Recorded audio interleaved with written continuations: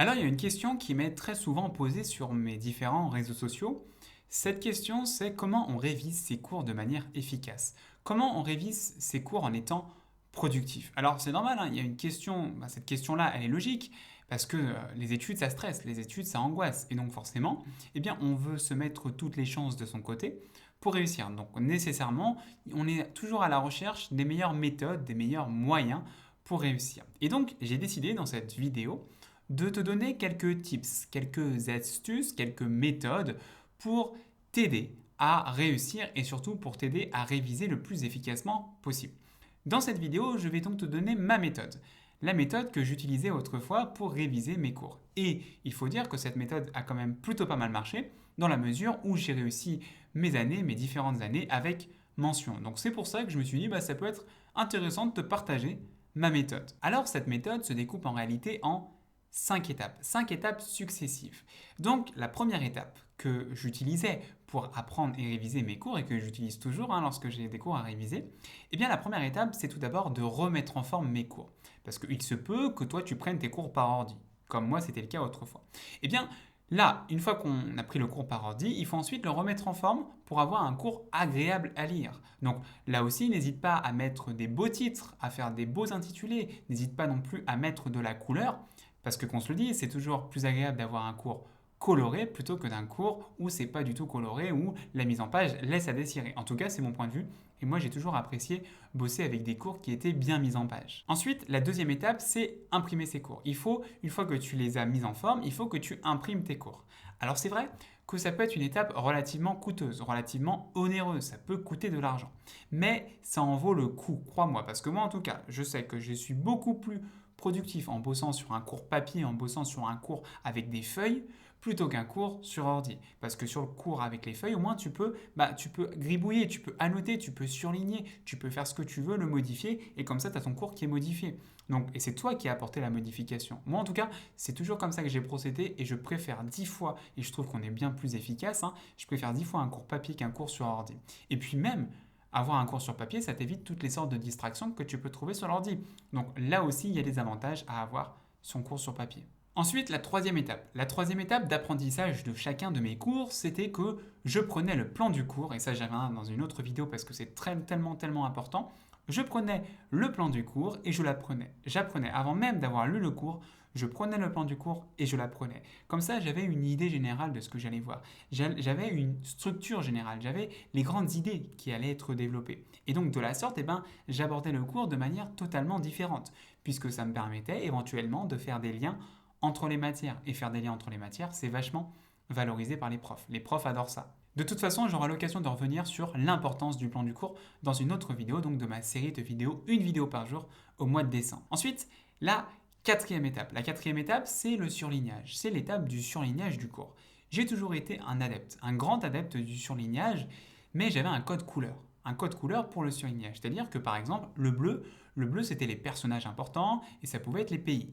Ensuite, on avait le jaune c'était les dates importantes. Ensuite, le orange, ce qui était important à surligner.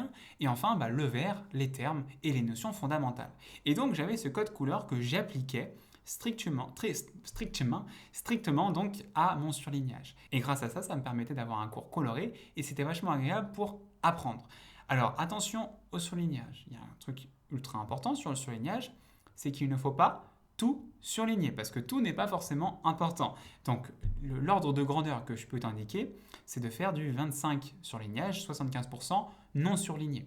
Après, c'est un ordre de grandeur, tu peux l'adapter, mais attention à ne pas tout surligner parce que sinon, ton travail de surlignage ne sert strictement à rien. Et donc, c'est plus du coloriage, du remplissage que du surlignage efficace. Je ne sais pas si tu vois ce que je veux dire, mais il faut impérativement que tu respectes ce seuil à peu près de 25% de ta page. Et aussi par rapport au surlignage, lorsque tu vas surligner pour la première fois ton cours, n'hésite pas à lire ton cours avec le curseur du surligneur. Comme ça, tu vas avoir une lecture hyper efficace parce que les yeux vont suivre ton curseur. Et lire avec un curseur, c'est très important pour avoir une lecture efficace. Donc le conseil que je peux te donner, c'est que tu te munis de ton surligneur, tu l'ouvres, et ensuite avec le curseur de ton surligneur, tu lis en même temps le cours, et après tu surlignes. D'accord? Donc ça aussi, méga important. Et enfin, la cinquième étape de ma méthode que j'utilisais pour réviser et apprendre mes cours, c'était que je relisais plusieurs fois le cours. Donc, j'avais surligné mon cours et ensuite, je le relisais plusieurs fois. Et donc, attention, et là, je te mets en garde, relire, ça ne veut pas dire apprendre par cœur mot à mot. Surtout pas. Il ne faut, selon moi en tout cas, pas apprendre par cœur. Donc, ça, vraiment très important. L'essentiel, c'est vraiment que tu comprennes, que tu apprennes ton cours.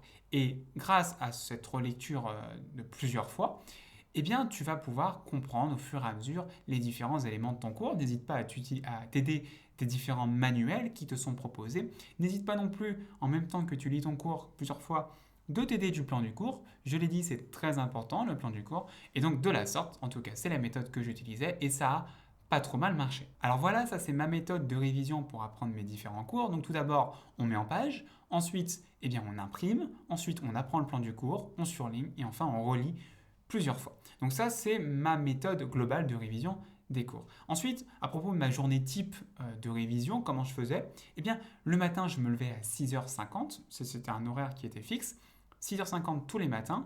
Alors pourquoi pas 7h? Tu vas te poser la question. Eh bien parce que je trouve qu'en se levant à 6h50, ça nous laisse 5-10 minutes pour se lever tranquillement, émerger, sortir de son lit.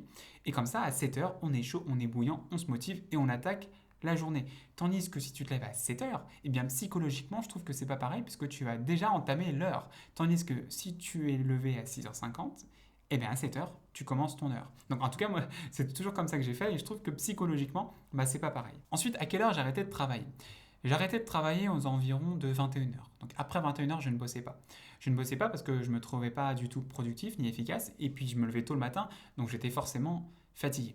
Donc je bossais en gros jusqu'à 18, 19, 20 heures, parfois 21h exceptionnellement.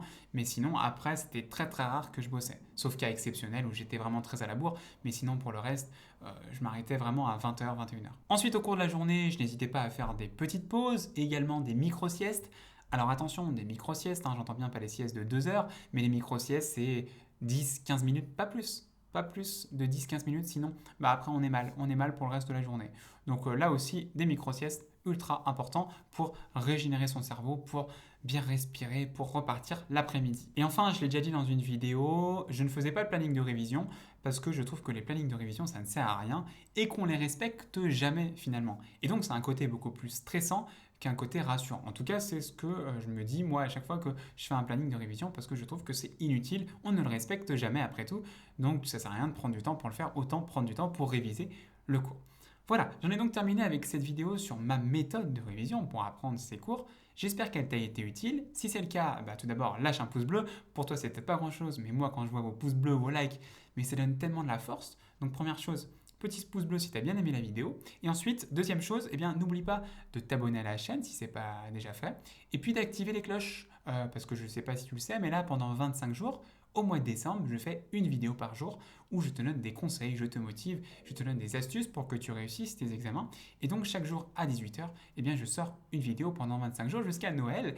Et donc, si tu es chaud, si tu es intéressé par ce genre de vidéo, n'oublie pas donc de t'abonner et surtout d'activer la cloche pour être informé à 18h de la sortie de la vidéo. Et puis voilà, j'espère que tu vas passer une très belle journée, une très belle nuit, une très belle matinée en fonction de l'heure à laquelle tu regardes cette vidéo. Et puis surtout, n'oublie jamais, ne cesse jamais de croire en toi. Ciao.